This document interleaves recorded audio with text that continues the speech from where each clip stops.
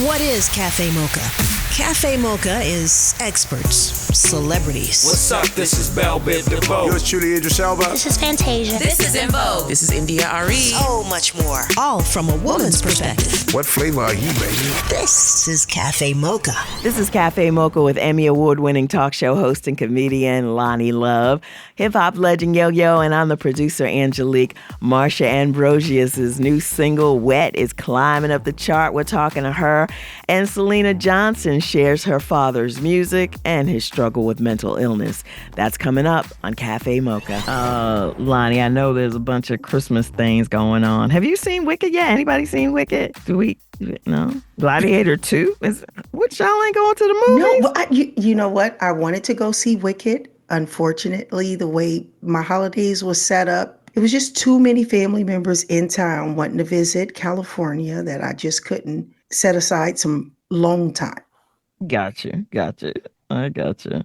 So, Lonnie, what's going on? Well, Wicked made a lot of money. It is the number one box office for a musical ever, along with Gladiator and Moana 2. Moana 2 made over $200 million in a weekend. So if you want some good holiday movies to go out to a theater, you have Moana, you have Wicked, and you have Gladiator. So I'm sorry, can I just interrupt? Yes. Moana. What I say? Moana. Like Joanna Man. Joanna Man. Ebonics is good here on Cafe Mocha. Not in these streets, okay? Okay. But if you want to stay at home and just chill out, there are a bunch of Black holiday movies that are just, coming out. Vivica Fox has one. It's called Meet Me Next Christmas. And you know who also has one? BB Winans. Oh, for real? I love it. BB Winans, they showed him in a hospital bed with the oxygen. I was like, you better act, BB.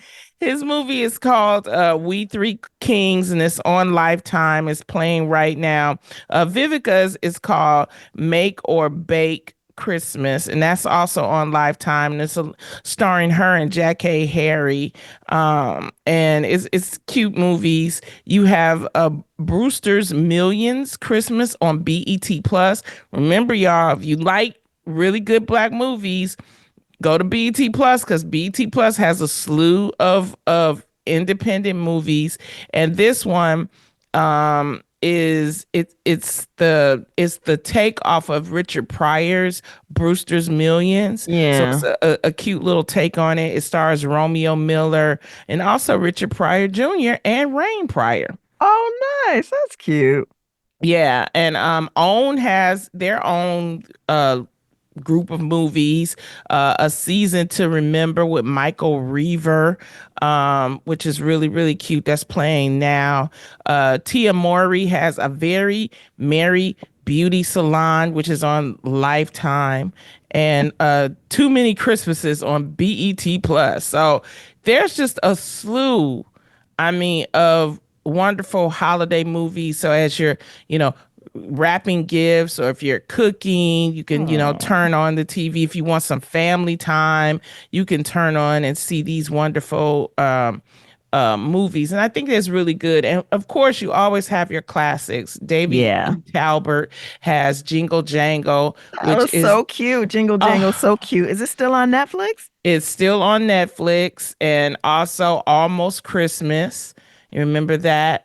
And so there's some wonderful holiday movies, so make sure that you just, you have plenty of movies. You can either go out or you can stay home, but it gives you the Christmas spirit. And also there are some really good holiday concerts out there. John Legend has a wonderful John Legend Christmas. I saw that show. It's a wonderful show, and it's a mix of Christmas and his classic hits.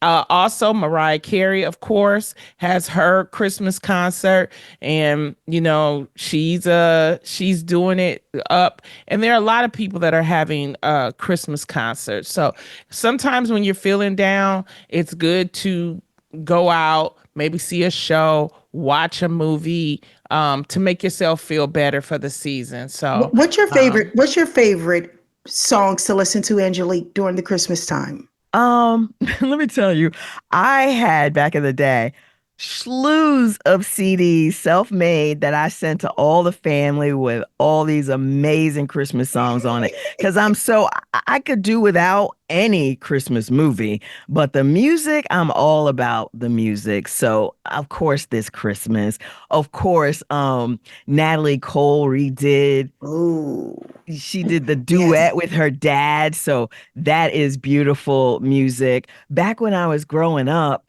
there was this group called Soul Soul Orchestra that did all this like funky disco Christmas. It was ridiculous, but every time I hear it, I love it. Let's see what else.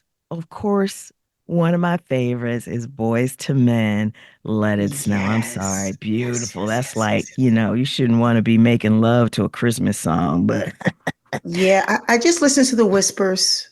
The Whispers. I probably just yeah. play the Whispers Christmas album all the way through, and until someone says, "Okay, that's enough."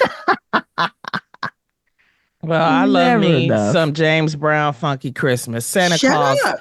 Go Straight to the Ghetto is my favorite. And this is Cafe Mocha. Thanks, Lonnie. This is the best of Cafe Mocha with Emmy Award-winning talk show host and comedian Lonnie Love, hip-hop legend Yo-Yo, and I'm the producer, Angelique. On the way, Marsha Ambrosius and Syleena Johnson.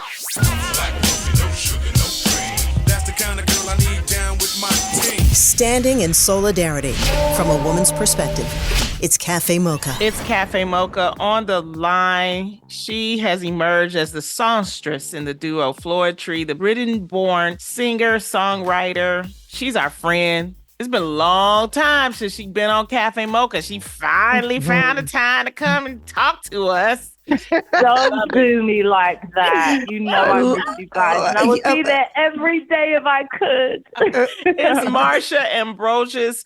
She has a new single out called One Night Stand, and she has a new album that I can't wait for this. So first of all, welcome, Marsha. We missed you. What you been doing? Thank you. I miss you too, my sister friends. How have we been? We've been good. How you been? You've been working, huh? Okay. I've been working. I've been surviving. I've been mothering, wifing. It's been a lot of things. We've all been doing our thing. But yes, I'm glad to be joining you guys today. Your last album was released in 2018. I mean, how has life been without making music? I know you've given your time to be home with family, your kids. I see you on Instagram. I see you putting out your tweets and getting your algorithm up. I mean, talk a little bit about walking into the new and having so much history behind you.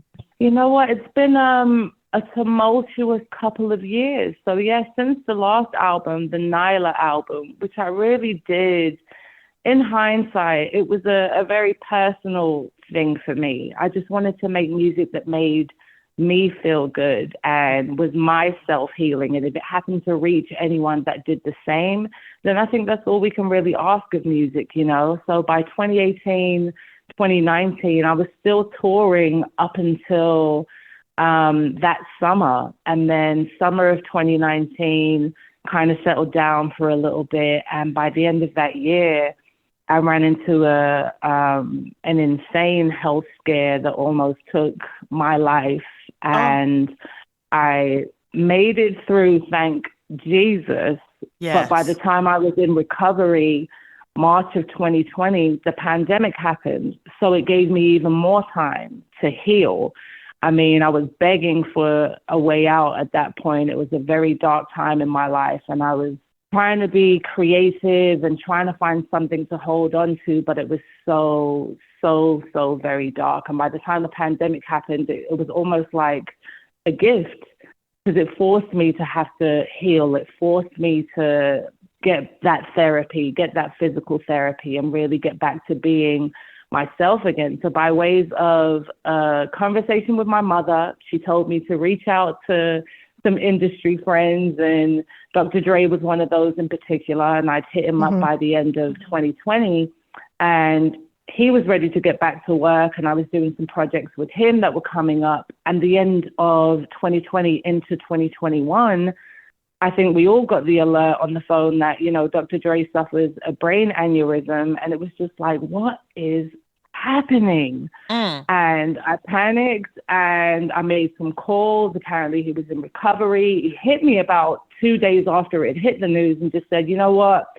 I just want to keep you inspired. I'm going to get you out here to LA and just, you know, see what's what. So we started working the beginning of 2021, and Casablanco, the album, happened by ways of us rehabilitating and reconnecting through music. So it's kind of been a snowball effect of all of these crazy things that were happening in real time, in real life. And we just happened to find each other through music again. So Casablanco was like a trauma bond. I don't know if I'm using the term correctly, because apparently it's supposed to mean something else. But my trauma bond was, hey, Dre, you nearly died. Me too. Yay. Let's just make music that makes us want to live. You know what I mean? So that's what Casablanco turned out to be. Talking about the health scare, I mean, I don't know about it, and I'm pretty sure the comments are going to read about the health scare. Can you enlighten us, if you don't mind, if it's not too personal? It is very personal, and it's still very much a journey. But when you are put in a predicament where a doctor is telling you one thing, and even your secondary assessments are coming back as, hey, it's, you know, your life, or, you know, it was kind of up in the air for a minute, and I had some decisions to make. So mentally, it was, hey, Mom, for my funeral song, I would like it to be this. Can I wait? Like, I went deep, dark, the worst case scenario it could have ever been. But fortunately, with the support system that I did have and still do have, and through music, I was like, Marsha, how do you still manage to make love songs during this time? How is it? It could be an apocalypse, the end of the earth, and I would still find a way to make a sexy song. So all of these songs that came about because of it, listening to them now, are like, what would be the best sex ever? If you knew you were never gonna have it again, ever. So what does that song sound like? And I was really driven creatively by that mode, which is absolutely insane, but absolutely helped my healing process. It was wild. But I had to see the light at the end of the tunnel, literally. And for me to get to that space and almost be okay with this waiting period in the meantime. Everyone asking, hey, when's the album coming? No one's asking about, hey, but did you die? Like, are you okay? Like, there's none of those things. Because, you know, no one knows, but it's really being sensitive to what everyone was going through, because I can't be the only one that was going through something insane during these past couple of years. So, I mean, for myself, I know I went to 4 Zoom funerals. That was crazy. Yeah. Like, just watching my friends have to bury their loved ones, and I had to see my loved ones go during, you know, the past 3 or 4 years or so. And knowing that I could have been one of them was just well, what do I leave when I really leave? And that's a legacy full of music that I know people connected to, not only during this time, but, you know, my forever. Like, just like you said, the whole social media and catching up on Twitter, I was like, I didn't even know Say Yes was trending. Like, how is this happening? What is this TikTok? What's going on? Who's doing this? These are the marks that I've wanted to make musically, and thankfully I'm in the predicament where I can continue to do so. I mean, I'm just happy that you're okay. This is Cafe Mocha. We're on the line with Marsha Ambrosius. Her new album, Casablanco, executive produced by Dr. Dre. And it started out, it was going to be a jazz album, but then it changed. I don't think it changed really. I think the premise was strictly to do a jazz album. And I think between him and myself and our musical influences, it just happens to be R&B. It just happens to be hip hop. It happens to be funk. You know, it's all of the influences. It really was like almost a love letter to every single musical creator that has ever been between myself and Dr. Dre, and just saying thank you for really helping us along the way musically and putting that on one album. So without having to give away too much, the nerve of one of these songs on this album literally has Michael Jackson, Duke Ellington, and Wu-Tang like on the same song. Oh my God. Like every time Listen. I say it out loud, it doesn't make any sense, but that's what was happening in the studio. It was a wild time. And I'm just glad that there were no limitations on the creativity and that I really got to stretch not only vocally, but lyrically, just being able to create with someone like Dr. Dre that said, you know, you have no limitations. It's no boundaries.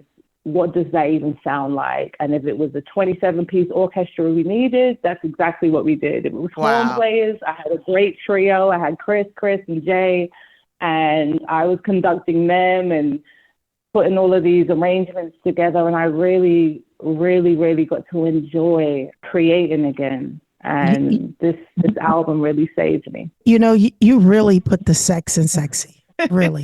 I mean, I saw you on Instagram. That made me feel a little warm and fuzzy. And to see you bring it to life. I mean, I saw a Instagram post on you where you were singing, doing some interview, and the way you got into that song. And then when I listened to One Night Stand, I said, you better. I said, okay. Made me feel a little warm inside.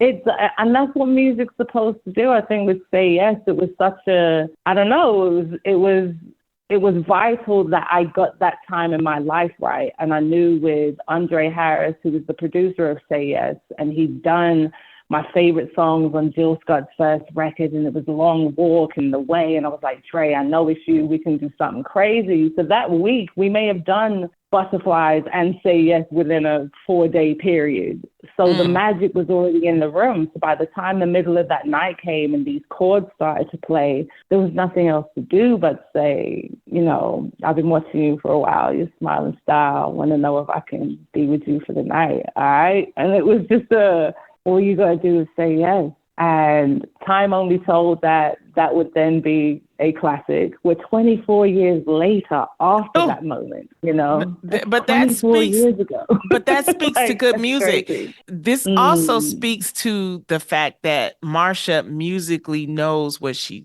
doing.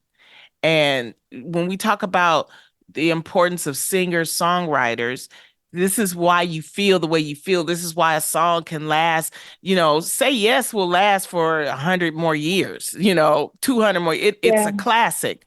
You know, when you hear every woman wants to sing a love song, every woman wants to, you know, sing to their man. How does your husband feel when you sing these beautiful love songs? I mean, is he as excited as we are when you sing them? Absolutely. And you know what's crazy? I mean, even when we first started dating and when we first met, like a lot of my sex songs already existed. So he's just looking at me like, who was you talking about? That's not who was I talking about. But because it wasn't about him. And I was like, babe, I was at a time in my life where I'm on tour. I didn't even have time to do all those things that I wanted to do. I think I projected the type of love that I wanted. So by the time we met, I could really enjoy So Good and 69 and Say Yes and Oh My God, I Miss You and all of these love songs I'd ever written that I really wanted for me at that time. So even creating new songs now for Casablanco, it was like, babe, you have to take me out the equation and act like we never met. And it's that same person that was writing from that same place, wanting that same type of love. So sing to that, sing to the type of love that you always want and that you've always wanted. So it's still romantic. It's still a chase. I'm a Leo, so I need that. I'm a Leo. So, I'm a Leo. Here we go. August the Here 4th. we August go. you the know 4th. what it is. August the 4th. So you know Here what we that go. is. These two. Here's the $1 billion question, Lonnie. Hush your face. Hush your face, Lonnie. Close your eyes. Don't do that. Lonnie, close your eyes. I know what you're about to ask Lonnie, her. close your eyes. Oh, Dad, my goodness. come on. I'm sorry, Marsha. I'm sorry. Marsha. It's okay. Here You're we go. apologizing. Marsha. Yes. I love you so much. Oh, here we I go. really do appreciate you. And Cafe Mocha listeners, You don't have to do it, Marsha. we are so dedicated to you. Can you please sing just a little bit for us, something sexy for our listeners? Please. Okay, so on my mind, only because you said one night stand, and it's this first verse that just sets up the mood. I get this feeling as I'm looking at the ceiling. It's early in the morning, yeah. Still we heavy breathing, yeah. Don't we go a couple rounds, a couple naps in between, and we back at it for a couple hours. I called you an Uber, and it came and went. I'm probably gonna be fine for that, but it was worth it, baby. 'Cause baby, you too fine for that. You fine as There we go, Marsha Ambrosius. Yes. You okay now, Yo-Yo? You got what you wanted? One Night Stand, I've listened to it, Marsha. I've listened to it. So excited to see you. I love seeing you on social media. I love hearing your stories and your testimony. I'm such a lover of music. I'm such a lover of love. You make it so transparent. Cafe Mocha listeners love you. We are so excited about this new album. Just for a personal note to anyone out there truly going through things that you're not ready to disclose in its entirety, you're not alone. Music has been my healer. Whatever that playlist is for you, get to it. It will help. It helped me, and I hope it helps you too. Wise words. Thank you so much, Marsha, for your time. I'm still over here rocking like I'm in church, girl. We're talking to singer-songwriter Marsha Ambrosius. The new single is Wet. Her album is Casablanco. And on the way, Syleena Johnson pays tribute to her father and his music. That's coming up on Cafe Mocha. We're at Cafe Mocha Radio. Socially savvy on Facebook, Instagram, and Twitter. Serving up more Cafe Mocha on the way.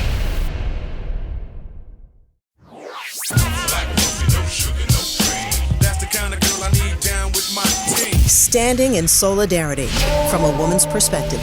It's Cafe Mocha. It's Cafe Mocha with Lonnie Love, Yo-Yo, and Angelique. On the line, she's got an album called Legacy, devoted to her dad. We've got Syleena Johnson on the line. Welcome back to Cafe Mocha. Thank you for having me. Hello, ladies. How's it going? Oh, Hello, excellent. beautiful. I love your new single, Syleena. I've been all on your Instagram, and I've been listening to it on Apple. Black Balloon. Yay! I mean, it's just a wonderful, wonderful single. And this is dedicated to your dad. Let's talk about the iconic blues singer, Syleena Johnson, your dad. Well, my dad, he passed away in 2022, the top of 2022.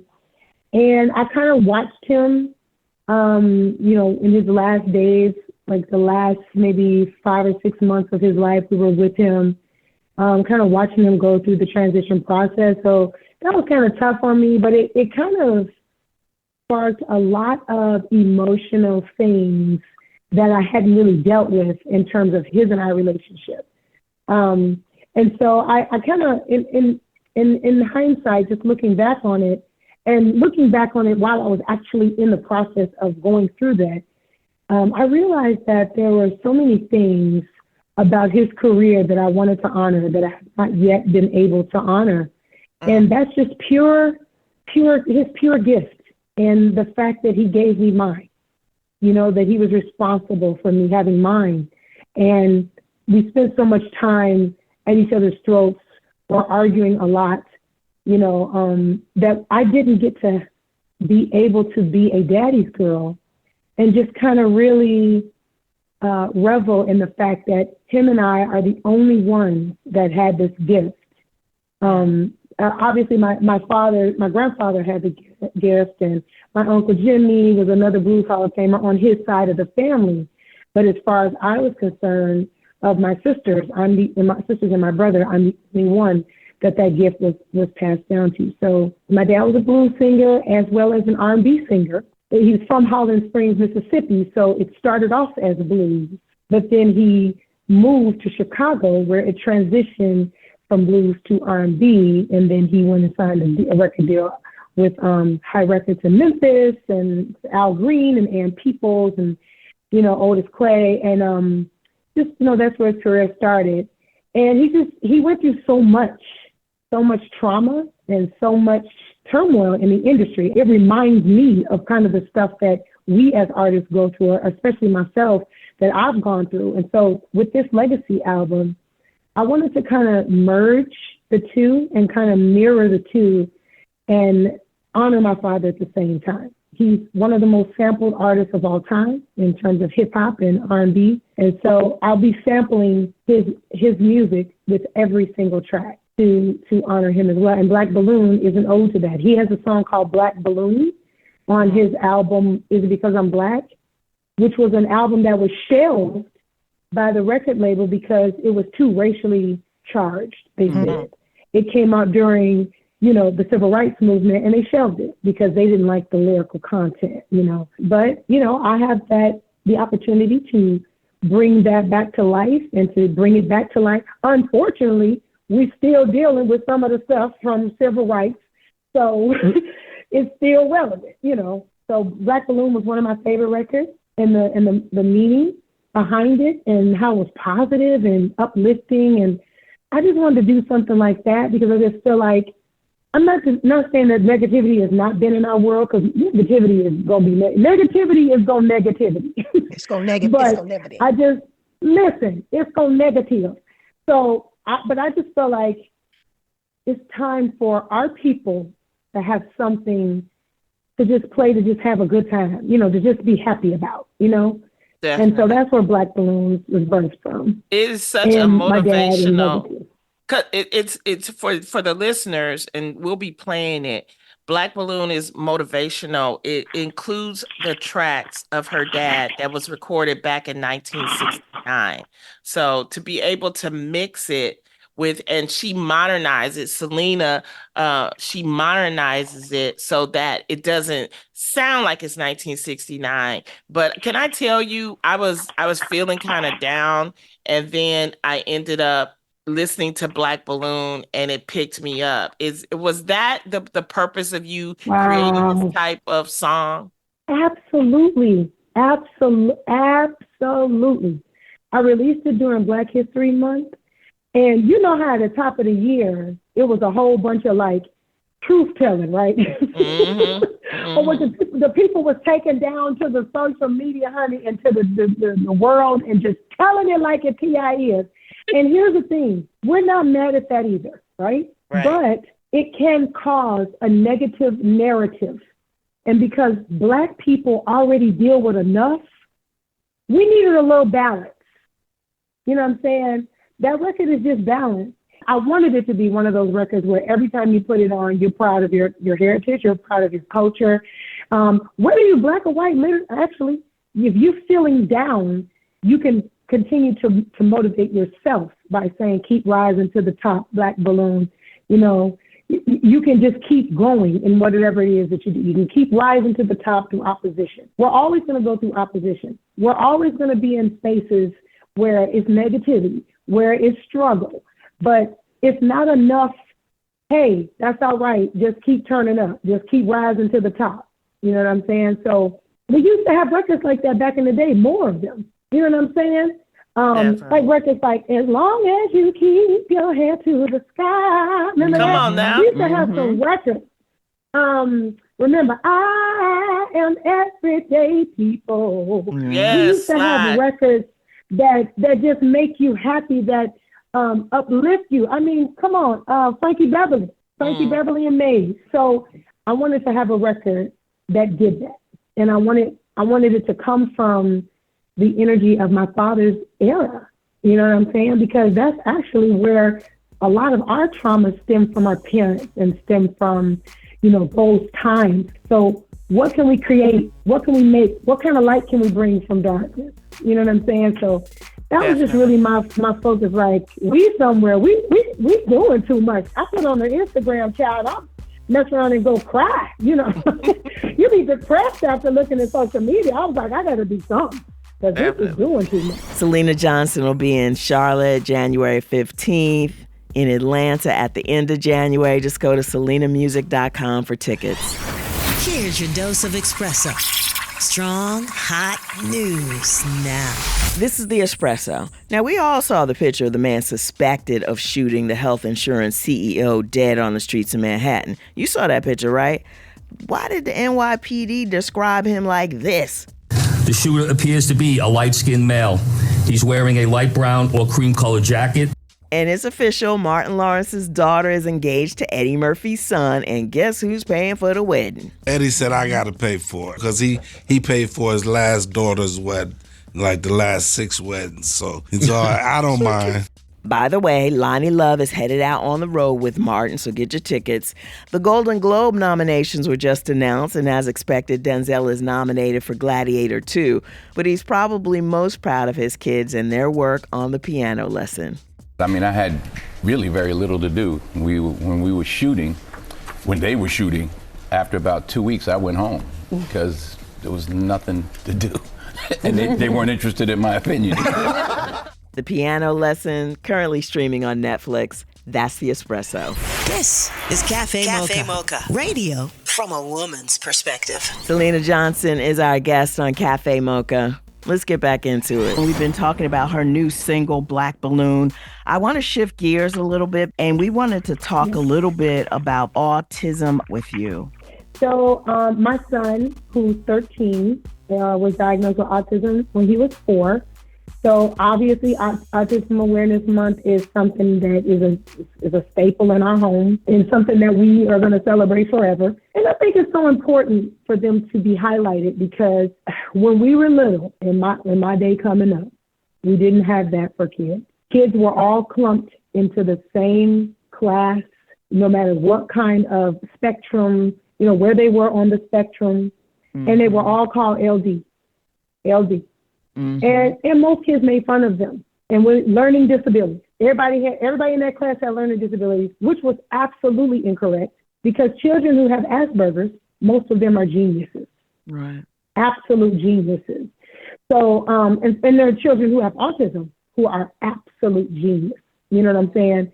So it was just, it's very much like any other cause that has grown from one thing to the next. You know what I'm saying? Like, again, Black History Month, and, now it's Juneteenth. And even though it's all a mess, Black history should be every day. But I think that autism awareness is good. It's great. It's awesome because people need to really understand that there are people that learn differently from them. It doesn't mean that they are different. It means that they learn different. And then there are people who actually are on the spectrum that have stronger diagnosis. You know what I'm saying? Maybe some are nonverbal. So it's really good to bring awareness to that because people are not educated about autism and disabilities and learning disabilities, if you want to call it, or special needs rather. I don't even like to call it learning disability because I don't even think it's true. I think a lot of our kids have been on the spectrum. A lot of the people that we know to this day were probably on the spectrum, and there was nothing there to support or facilitate their way of learning. And so that's why having awareness is so important so that we can continuously grow in terms of support and needs for these babies, for these children, for these grown-ups, all the way into their grown life, and for other people to have a better understanding of autism and how autism is perceived. Because if not, Then you have these situations with police officers, that don't understand a person who don't understand them. And so take it as a violent act, which is something that scares me all the time. When I think about Kingston, especially being a Black boy, growing into a Black autistic man, is very, very scary. So awareness is extremely important. We're on the line with Syleena Johnson, who's going to be in Charlotte January 15th, Atlanta at the end of January. Just go to SyleenaMusic.com for more information and tickets. You're listening to Cafe Mocha. Want a little more of our flavor? Stay right there. It's Cafe Mocha. It's Cafe Mocha. On the line, Syleena Johnson. Her new single is called Black Balloon and Monsters in the Closet. What advice, Syleena, do you give mothers to really pay attention to their children if they notice something? Do you know any of maybe the signs of autism?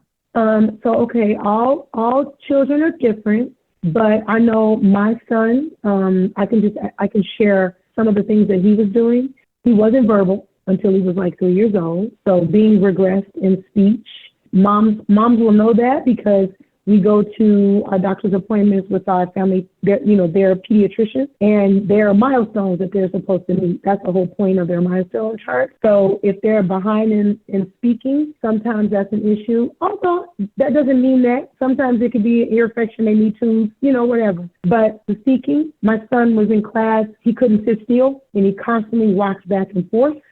He walked on his tippy toes, and he was obsessed with one particular thing. Puzzles. He wanted to just do puzzles, once children are on the spectrum, I know my son and a lot of his friends, once they lock in on one thing, that's it. The dedication that they have is off the chain. I wish I had. But yeah, and just my son had to go through extensive ABA therapy, which is applied behavioral therapy, because he would throw these massive tantrums, massive. But what triggered me was he was not talking. And so I took him to the Marcus Institute, and he was a 2, and they were like, oh, he's too young to diagnose. But then I took him to a developmental pediatrician, and she that's another thing. Take your child to a developmental pediatrician if you have any suspicion, because a regular pediatrician may not catch those signs. And if they're a good pediatrician, they'll tell you to go to a developmental pediatrician, in which, I know the state of Georgia did not cover. Insurances do not cover. That's the problem right now. They do not cover applied behavioral therapy. They do not cover that. They do not cover occupational therapy unless your child has an IEP registered in the state, which maybe parents don't want that. You know what I'm saying? They do not cover speech therapy unless you have an IEP. They do that with an IEP. But you can fight for rights. You just have to really fight for your rights. You have parent rights, and they'll give you a whole pamphlet of what they are. And if you should read them, go over them, study them, know them, and, fight for them. But yeah, it was little things like that I would say to look for. But the biggest thing I would tell moms is to not, and I'm in therapy behind this, do not blame yourself. It is not your fault. You didn't do it to your child. And I know when your child is diagnosed with something that you can't understand how or why they got it, it makes you feel like you can't protect them. And that is the biggest pain, to not be able to protect your child from something. That's real tough, as a mom. But not to beat yourself up behind that. If you work, try not to have parent guilt there. Your child cannot thrive without you making money to take care of them if you have no other means. And to take it easy on yourself. Make sure that as much as you're loving on them, because that's what will happen when you get that diagnosis, you're going to go overdrive. A good mother's going to, hit the ground running to try to get all the, the therapies and everything that she possibly can for the baby, for your child. But make sure you don't miss taking care of yourself. Definitely. That was a big thing for me. I did not take care of myself. I could care less what was going on with me. My sole focus was him. And I have a whole nother son. So that was a big mistake, even though, I was able to pour into both of them, but it was really a Kingston fest in the beginning. And I had to be mindful too of how that made him feel. Right. And I'm married. So I had to also be mindful that this didn't happen to me. This is something that we all, my son, my other son, my oldest son, and my mom, my husband, my entire family, everyone who cares about, Kingston, it affected them all. And I had to understand that as well. You know, we really wish you the Thanks, best, and we Lonnie. know this is going to be a great album, Legacy, dedicated to your father. Thank you for being a great mother to both of your sons, a great wife, and you're just the epitome of what a beautiful Black queen is supposed to be, and we appreciate you. Yes, and I love seeing Oh you my with all God. that. Thank you so Love much. that front porch freestyle. Yeah, you just really are so really. That was beautiful, Lonnie, and she really is. Syleena, everybody's loved you. Your soul that you put into your writing has really changed a lot of our lives, and we really do appreciate it. Thank you, ladies, so much. And thank you for always having me on this amazing, positive, uplifting show. I've been on here for many years, and you guys know I'm just around the corner. You can always call me to talk about absolutely anything. And congratulations for still being a positive platform for women like me. So thank you so much. That's the show. We have to thank our guests, Marsha Ambrosius and Syleena Johnson. If you want to hear the full conversation with these ladies, check out the podcast. Go to Spotify, iTunes, wherever you get your podcasts, and subscribe. Ruben Studdard just released his first ever Christmas EP, and it's been a long time in the making. He joins us next weekend to talk about his music and his growing family. Next weekend on Cafe Mocha. Until next time, you can find us on all platforms at Cafe Mocha Radio. Cafe Mocha is a production of Miles Ahead Broadcasting in partnership with Super Radio. Executive producer Sheila Eldridge.